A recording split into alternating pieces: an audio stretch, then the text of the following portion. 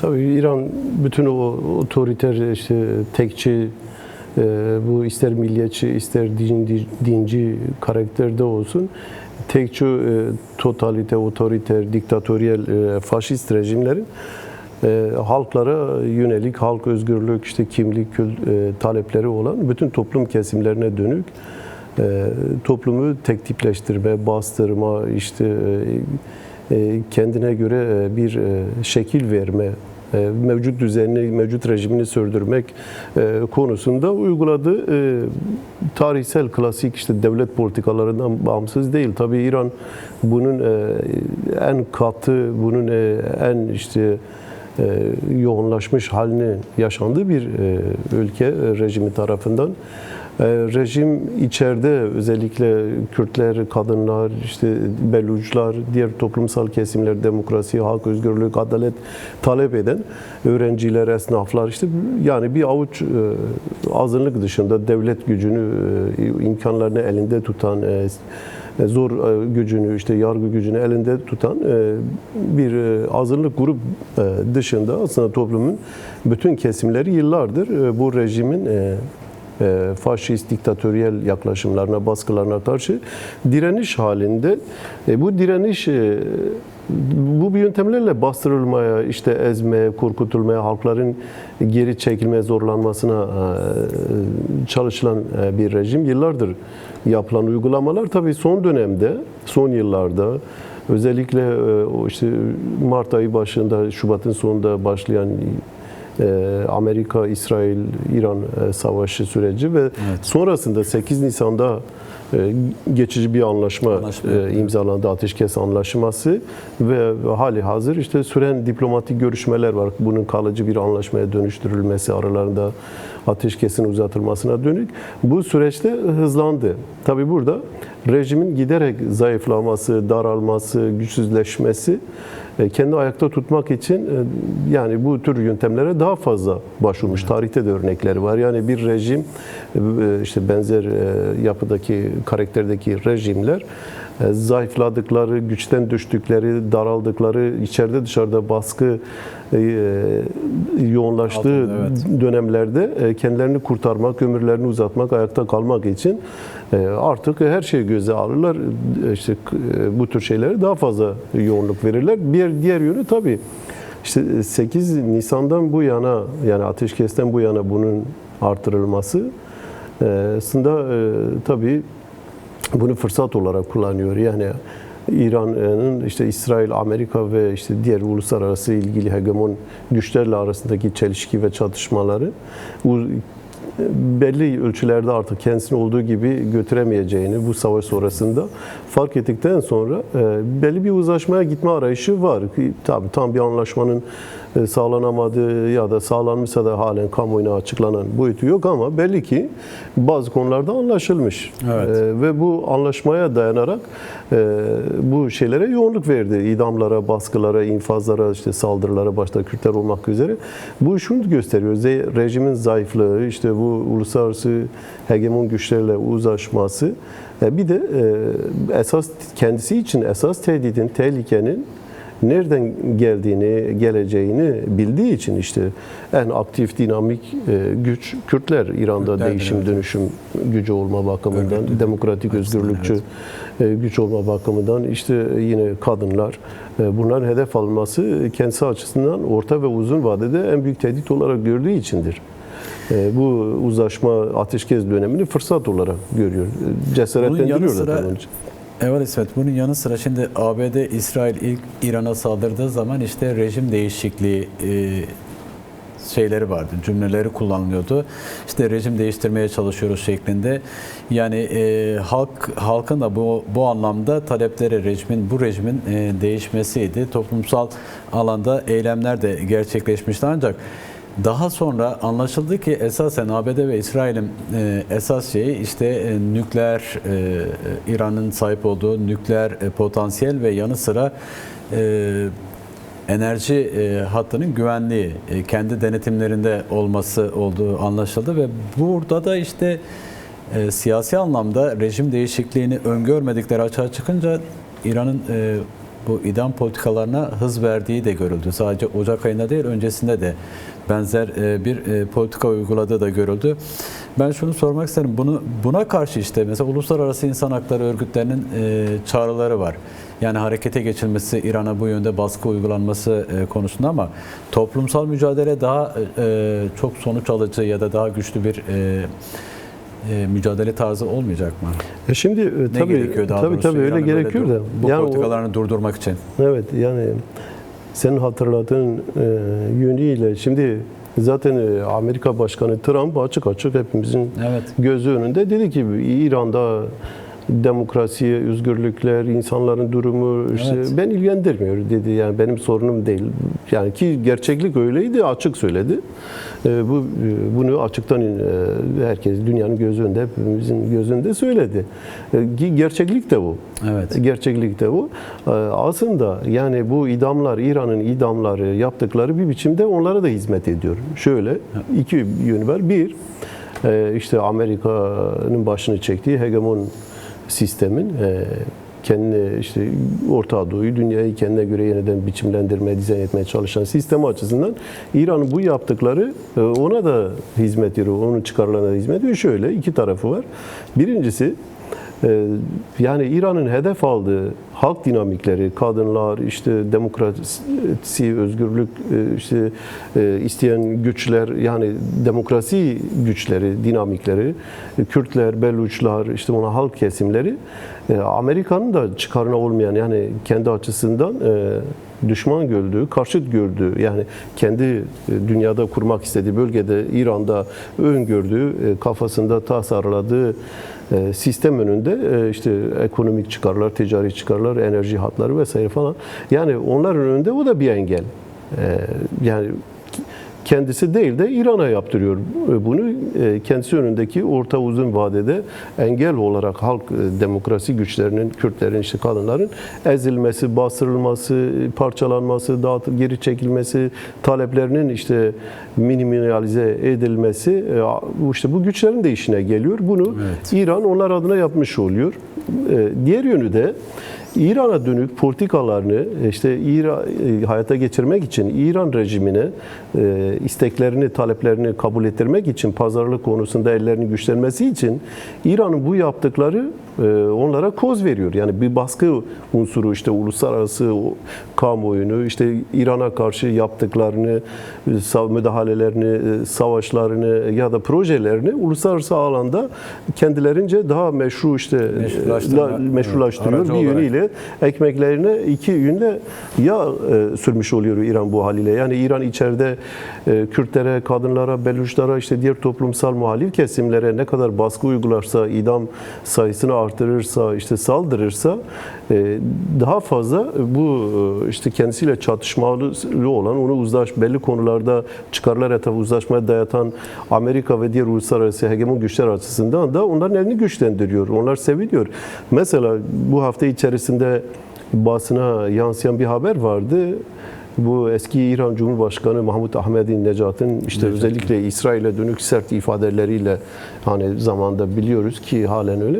Aslında Amerika ve İsrail ikilisinin bu son müdahale sürecinde onun üzerinde yeni İran rejimini yapılandırma, değerli bir planlarının olduğu yansıdı. Ve İsrail yetkililerinin defalarca Ahmadinejad'ı aslında İran tarafından kendilerine sunulmuş, gökte arayıp da yerde buldukları bir nimet olduğunu, yani sözde, görünüşte işte en fazla İsrail karşıtı, en fazla düşmanlık yapan Ahmadinejad İsrail tarafından bir nimet olarak karşılanıyor. Evet. Çünkü politikalarına, yapmak istediklerine ön açıyor, işte malzeme sunuyor. Dolayısıyla bu açıdan bakılıyor. O yönüyle bakıldığında bu son dönemdeki artan idamlar, yani evet Amerika'nın başını çektiği, İran'dan istedikleri 3 aşağı 5 yukarı belli. Öyle bir işte petrol ve gaz akışının işte onların denetiminde serbestçe akması, işte kendilerinin kontrollerinde olması bu akışın. İkincisi İran pazarlarının kendi ürettikleri mallara serbestçe dolaşımına açılması, satılmasına açılması. Bir diğeri İsrail karşıtlığının, İsrail düşmanlığının sonlandırılması, mümkünse işte ortak ilişkilerin geliştirilmesi. Bir diğerinin de İran'ın Irak'ta, Lübnan'da, Yemen'deki güçlerinin çekilmesi, oradan elini çekmesi, kendi içinde sistemin kabul edebileceği rejimin bu talepleri kabul edilen kendi içinde bir rejimin dönüşmesi olay olduğu açık. Burada tabii sen dediğin gibi yani böyle çok hani bu olup bitenlerden elbette bu bütün değişim dönüşüm süreçlerinde halklar lehine de bazen öngörülmeyen fırsatlar doğar, imkanlar, zeminler doğar bu devrimsel gelişmeler açısından, ama esas belirleyici olanı bu olup bitenlerden sonra çok açık ki yani bu idamlar iki karşıt, yani birbirle çatışmalı görünen ama halkların mücadelesi, talepleri, varlığı, iradesi söz konusu olduğunda uzlaşan bir şeyi bu idamlar gerçeği bir kez daha ortaya çıkarıyor. Dolayısıyla İran'daki halkların, özellikle de işte Kürtlerin, diğerlerinin hepsinin bu konuda daha fazla birliklerini güçlendirmesi, mücadelelerini süreklileştirmesi, uluslararası alanda, toplumsal alanda, internasyonel düzeyde bir dayanışmanın sergilenmesi. Tabii ki uluslararası kurumlar nezdinde de hani kendisini insan hakları örgütleri işte değişik şekilde tanımlayan bu kurumlar nezdinden de harekete geçmelerini dayatmak lazım. Yani sorun sadece bir İran'ın sorunu değil, sadece Kürtlerin ya da oradaki kadınların sorunu değil. Bu esas ve gelecekte de orta uzun vadede de en fazla İran için bu çözüm değil. Bu uzlaşma istediği kadar anlaşmaya varsınlar. İran için esas sorun zaten bu müdahaleye yol açan sorun kendi içinde içsel bir sorun. Dış sorun değil. Dış güçler bu iç sorunları kullanıyorlar. Dolayısıyla bu sorunlar çözülmediği müddetçe İran'ın herhangi bir şekilde düze çıkması, bu durumdan kendini kurtarması mümkün olmayacaktır. Evet, yani egemen güçlerin tarihten beri uygulaya geldikleri klasik politika var. Yani halk topluluklarını baskı, kontrol altında tutma, işte çıkarları doğrultusunda yönetme dönük. Eğer merkezi bir otorite tarafından geniş topraklar, geniş halk kesimleri, topluluklar kontrol edilebiliyorsa, yönetilebiliyorsa onların istekleri, çıkarları doğrultusunda onu esas alıyorlar. Geçmişte işte imparatorluklar vesaire falan, işte bugün hani Orta Doğu'da bir sürü krallık, otokratik rejimler, diktatöryel rejimlerde olduğu gibi.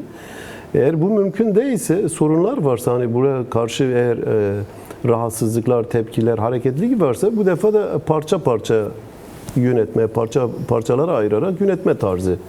Şimdi bu geçen yüzyılda ulus devletlere dair işte o büyük imparatorlukların altı döneme hem halkların gerçekliği, işte halkların dinamizmi, karşı koyuşu, hem de uluslararası egemen sistemin çıkarları açısından miadını doldurmaları nedeniyle işte o bildiğimiz imparatorluklar süreci yerini parça parça ulus devletlere bırakıldı.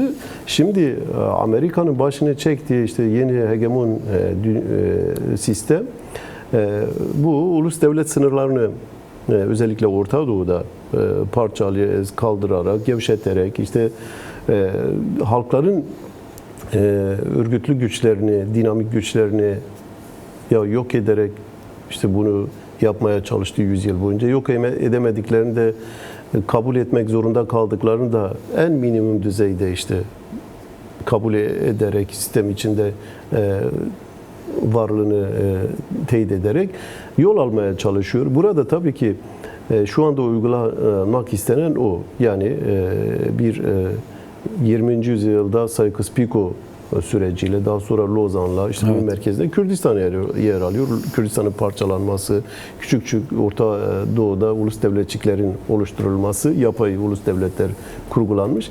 Bunların bu yüzyılda, bu mevcut konjonktürde bir Kürtler başta olmak üzere halkların, bölge halklarının mücadelesiyle artık sürdürülemezliği engel olmuş durumda sistem açısından. Halklar tarafından da kabul edilmiyor. Bunların yeniden dizayn edilmesi projesi çerçevesinde alınıyor. Açık ki bölge Kürdistan merkezli olarak zaten işte adı geçen Türkiye, Suriye, Irak ve İran'ı az önce anlattık zaten. Yani o da bunun bir parçası olarak tamamlanmak isteniyor. Kürdistan merkezli yeniden formüle edilmek isteniyor. Burada bahsettiği işte Barak'ın görev olarak yeni dönemde bu kadar geniş yetkilerle işte haberde de geçti. Evet. Genel vali pozisyonunda bir yetkilendirme, bir görevlendirme.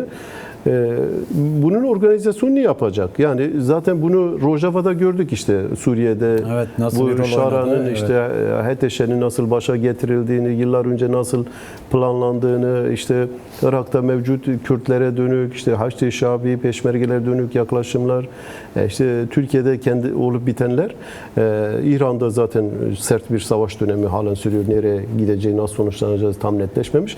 Bütün bunlar oradaki etnik kimliklerin, ulusal kimliklerin, inançsal kimliklerin, kültürel kimliklerin, mezhepsel kimliklerin zaten haberde de geçiyor ya, bunların tartışma konusu olmaması, Olmadı, yani ya eritilmesi ya yok edilmesi yani mümkün değilse de bir biçimde yani en minimum dizide yer verilmesi.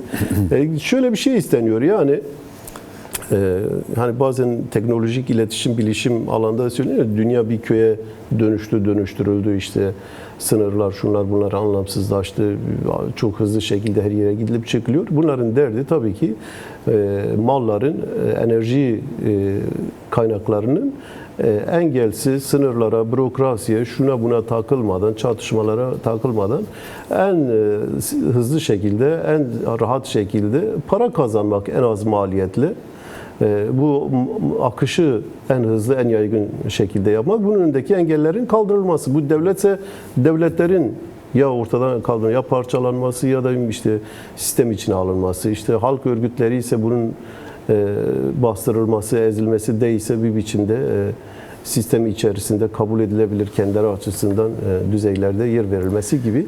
Bunu görüyoruz. Burada tabii bu bir Amerika projesi. İşte evet. Bunu haberlere falan sürekli yansıyan son dönemde Epstein kliği de diyebileceğimiz bir akıl, işte onun çıkarları, Önder Apo'nun kastik katil dediği bir grubun projeleri. Fakat bu proje yani böyle tasarlanıyor diye gerçekleşecek bir durum yok. Bunun evet. önünde bir kendi içinde çatışmalı şeyleri var. Mesela İngiltere, Fransa ve son dönemde Almanya'nın katıldığı bir Avrupa Birliği'nin mevcut düzeni olduğu gibi koruma ya da en azından revize ederek sürdürme, reforme ederek sürdürme şey var, o Sykes-Picot rejimini. Evet. Bunlar kendi içinde çatışmalı. Tabii en önemlisi de halk güçleri var. Halkın talepleri var. Halkın demokratik, özgürlükçü bir dinamizmi var, dinamikler var. Ve tarih defalarca ispatlamış bunu. Orta Doğu özellikle toplumsal gerçekliği, yani istediğin kadar dışarıdan projeler yap, uygula, işte dayat, ama hiç beklemediğin yerde senin bu hesaplarını alt üst edecek gelişmeler olur. Yaşanabilir, evet. Bu projeyi etki edecek duruma ilişkin özellikle konuşmamız gerekiyor. Çünkü sen de belirttin az önce, merkezinde Kürdistan var, Kürt halkı var. Yani Kürt halkının da önderi var. Önder Apo'nun da paradigması var. Özellikle Kürdistan halkları ve tüm Orta Doğu halkları için sunduğu perspektif var. Demokratik ulus paradigması. Şimdi halkların bir arada eşit, özgür yaşamasının koşullarını sunuyor Önder Apo. Ancak işte bu projeye baktığımız zaman, daha doğrusu bu Tom Barak'ın başına getirildiği işte Türkiye, Suriye, Irak sorumlusu olma durumu ile birlikte, işte sen de az önce belirttin, devletler öncelikle halklardan ziyade işte farklı inançlar, kimlikler falan çok söz konusu değil. Onlar bu düzen içinde, sistem içinde eritilecekler. Ancak Önder Apo'nun 3. yol stratejisi burada hayati önem taşımıyor mu? Şimdi böylesi bir saldırı varken. Tabii yani burada esas olan o, yani sistem güçleri tabii ki işte İran örneğinde gördük, yani yeri geldiğinde birbiriyle çatışmalı olanlar, işte Kürt idamları konusunda uzlaşıyorlar. Yani zımni ya da işte organik. Başka durumlarda görüyoruz.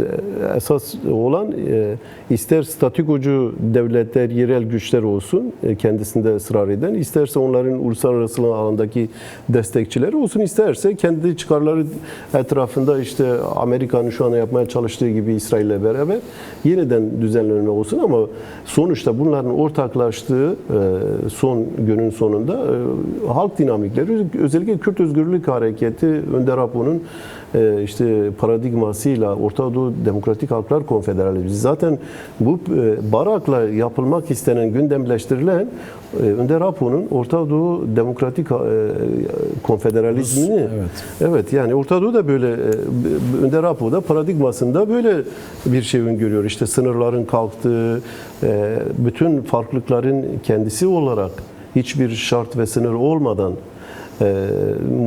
tam demokratik, tam özgürlükçü, tabii adil bir ortamda birlikte yaşayabildiği, ama demokrasi eksenli, özgürlükler eksenli, merkezli bir proje. Orta Doğu Demokratik Halklar Konfederalizmi. Bunun olmaması için, gelişmemesi için, bunun sabote edilmesi, provoke edilmesi için geliştirilmek istenen bir proje. Zaten son müdahalelerde bunu gördük. İşte Suriye'de sözde eski Baas rejiminin yıkılması, işte ondan daha katı, aynı şeyde olan bir yapıyla geliştirmeye çalışıldı. Burada kim hedef alındı? Sanki Suriye'nin bütün sorunları hal olmuş gibi Rojava'daki işte kadın özgürlükçü çizgide halkların ortak yaşadığı, birlikte yaşadığı, farkların bir arada yaşadığı halkların devrimini hedef alındı. İşte pasifize edildi ve işte yıkılmaya çalışıldı. İran'da aslında Amerika-İsrail müdahalesi İran'daki halkların yıllardır süren serıldanlarını, eylemliklerini sabote etti, provoke etti. Yani işte bu halklar buna zemin olmasın diye onları durdurdu, sabote etti. Bir nevi rejime hizmet etti. İşte Türkiye'de rejime, mevcut devlet sistemine olan zaten katkı bu yüzden. Dolayısıyla esas olan, yani hedeflenen bu. Dolayısıyla halklar için